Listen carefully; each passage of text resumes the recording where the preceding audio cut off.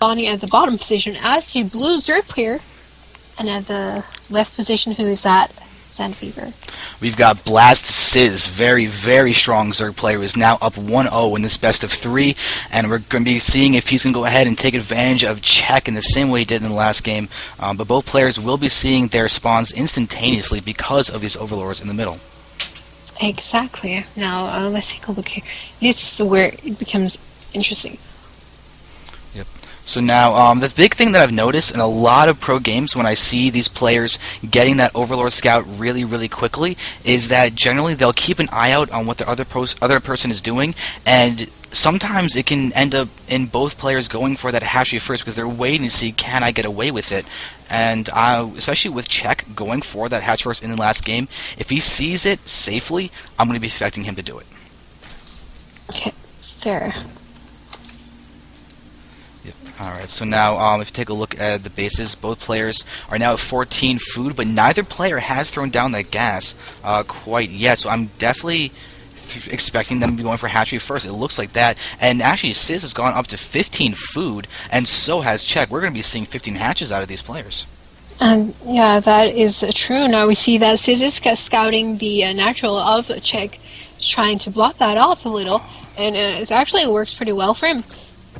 Yeah, and he's now throwing down his own hatch, so he's definitely taking advantage of this very sneaky move. Check's now bringing down 2 drones to get down the hatch, and he blocked himself. Off. No, he blocked himself on that one. He had it. His drone was getting in the way, and that allowed sYz to get his drone there to plop it down, and that is actually really, really funny. That is a mistake. Look at the time. Oh my god, it's actually getting way behind. But you know, these type of stuff are going to matter in the later stage of the game. Yeah, I mean, that was literally a full 30-second delay in game seconds to Check's build, and he honestly would have been better going for a speedling span and not being disrupted in that manner. Because his spawning pool is going to be, it's actually also behind. He's behind in everything.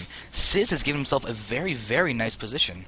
Yes, well, that is definitely true, but I mean, we're going to see how that's going to turn out. Actually, a couple of seconds in-game time seconds, so that's basically like half a nanosecond in real time. As we know, Blizzard time, in-game time is different from real time. I mean, I don't know why that is. It's really interesting, though. You know, I think it goes back as basically homage to Brood War, because Brood War had. Like, originally in Brood War, you played on normal at the pro scene, but then Blizzard just meant like the fastest speed, just to be a fun thing that people can do, and then it ended up being the competitive level. So I think Blizzard is just keeping in tune with the epicness of Brood War and just having fun with the game timers. Exactly. Now, I want to note another thing here is if you look at the Overlord placement of sYz, he has a nice line of the pathing where the units will be going when they go into the attack mode, but whereas Check is really not keeping up his overlords like sYz is. That is a small thing. Usually you see just symmetrical overlord placement by Zerg players, and that is so beautiful to see. It just tells us once more how experienced these players are. Oh, and sYz is actually going to go for a fast Roadborn here. That is nice. I like that decision.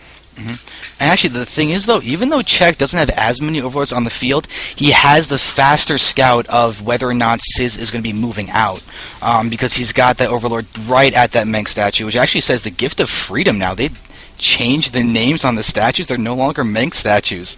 Oh, I didn't know that. Me either. I just checked it. I clicked on it, just like showed the Meng statue, and it turns out to be someone else. You are some perceptive observer, zanderfever. I would never notice, you know, even if it changed something else. But look at this. He's actually going to go for a Bailey next year. So sYz is doing the perfect counter to what Check is doing. But now a lot of Lings are streaming in. They could potentially do some damage, not too much. 4 roaches in the making. They're going to come out. The Bailey nest is not complete yet. There it goes. It completed just a second ago. And this queen is going to take a lot of damage. Yep, it should still survive. But the thing is, Check he actually was able to take down one drone at the natural of Sizz, when he was going to bring in a lot more lings. So trying to take advantage of the fact that Sizz doesn't have that large roach count quite yet. He can still be a little bit aggressive, but now with 4, that's more than enough to delay these 7 lings. This is more than enough to deal with that small army of Zerglings. Now, one thing you have to know, usually roaches are the perfect counter against lings and banelings. However, if you have a huge number of lings, they will still kill roaches. So you need to be careful that they're not going to get surrounded by those lings, and you need to have perfect placement of your roaches. Usually you can place like 3 roaches at your ramp, have them on hold command so there won't be any run-bys. Yeah, but the thing is, Check is actually morphing Banes at the 3rd of Sizz.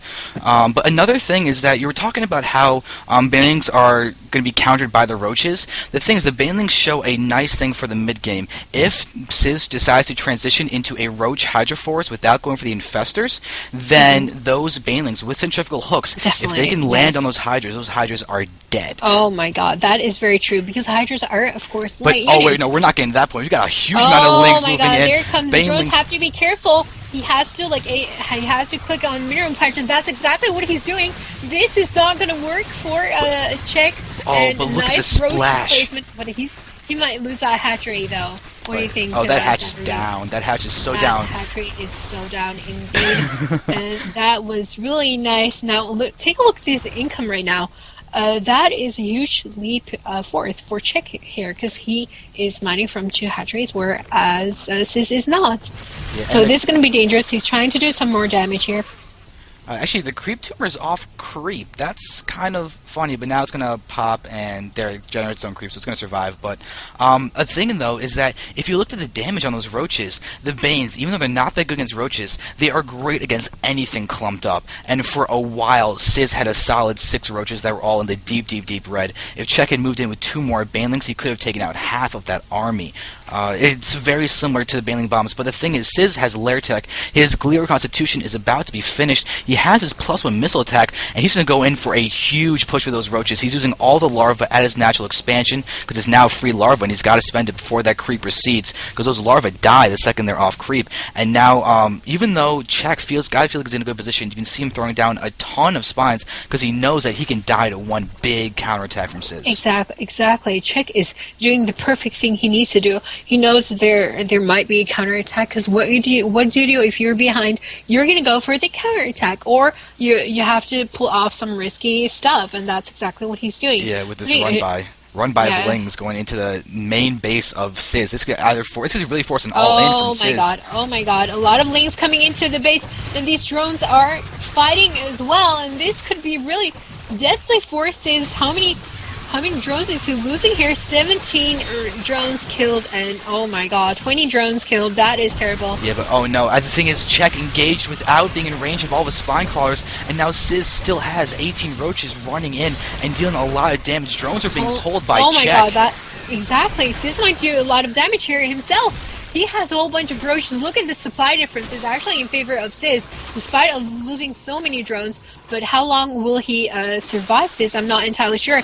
At this moment, we have a Spire going up. And when the Spire is up, Sizz is going to be in a lot of trouble. So he needs to do some damage. And right now, the lings are coming into the fray. Actually, nice position there. And oh my god, he could not get surrounded there. And that was such a perfect play. Perfect angle of engagement for Sizz. Exactly. Check is in a really rough spot, and now is when he could use Banelings, because these guys are so clumped up, and Check needs that surround. There we go. Now he's getting a much better position, but he loses the lair. It's still not the best, but regardless, he's going to pick off a couple of roaches. More roaches coming in. You have to keep in mind, when lings implode on roaches, roaches are armored, so they're going to do the least bit of damage, regardless of them being in the red or not. And behold, more roaches coming into the fray here.